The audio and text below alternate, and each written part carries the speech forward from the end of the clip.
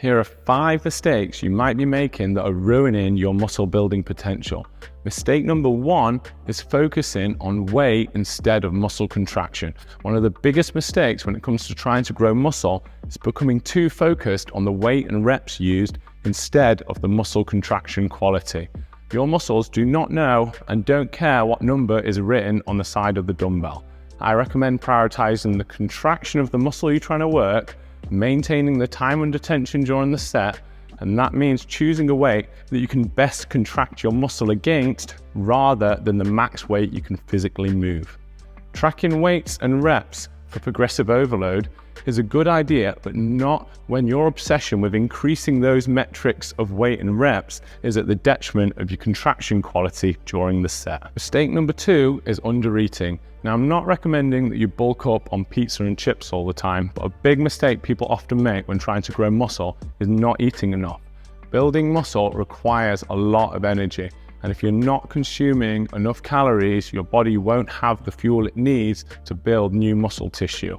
And instead, it'll break down other less active muscles in order to repair your muscles fatigued from your latest workout. So make sure you're eating enough protein, carbs, and including healthy fats in your diet to support your muscle building goals. Mistake number 3 is not resting enough between sets. Now, I'm not recommending that you just scroll on your phone for 5 minutes between sets and drag out your workout, but most people I see who are trying to train hard are not giving their muscles enough rest time between sets to maintain a quality workout volume. Not only do you need the contractile properties within the muscle to recover after a set, but you also need your central nervous system to recover in order to effectively recruit a larger percentage of your muscle fibers during your next set. If you perform a set too early, the signal from your brain to your muscles that tells it to contract will not be as strong and therefore recruit less muscle fibers.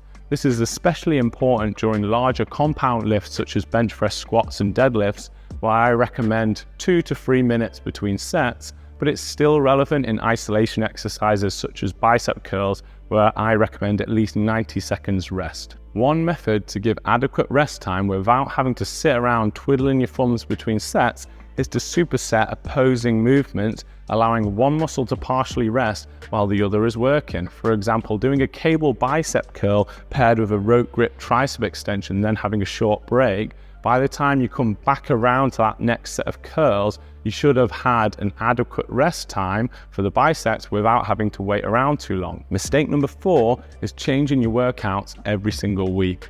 This goes against advice you often hear telling you to shock the muscles or keep things fresh. Obviously, there comes a time where you need to change up your routine, but if you're doing a completely different workout every single week, you're not even in a routine in the first place. I think personal trainers often use switching things up as an excuse for not having a proper plan in place for their clients' training.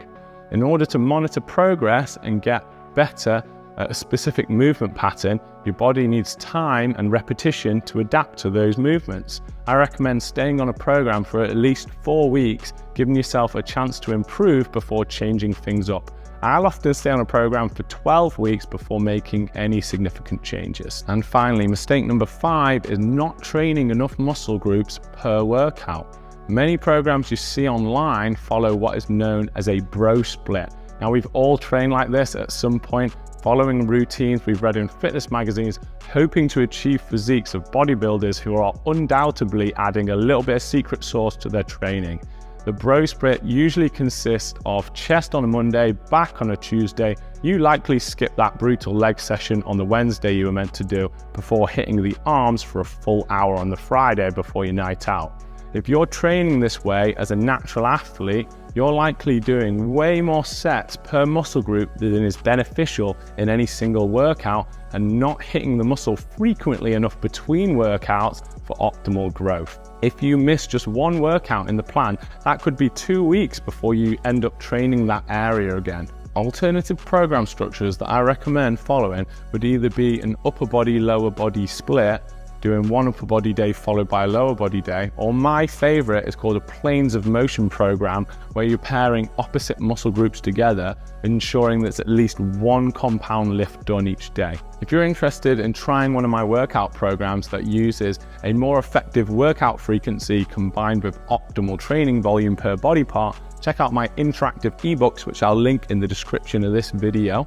I'll have a dumbbell one, I've got a barbell based one, and I've got a mixed gym plan, which can be done in a commercial or a home gym. But I want to know, what common mistakes have you made when trying to grow muscle that other people should avoid? Comment below, as I'd love to hear your input so we can all learn to train smarter and get ourselves better results. Thanks so much for watching the video. If you want to check out my video on optimal protein intake for building muscle, I'll link it here. Hit the thumbs up button to like the video and subscribe if you want to be part of this community. I'll see you again soon for another video.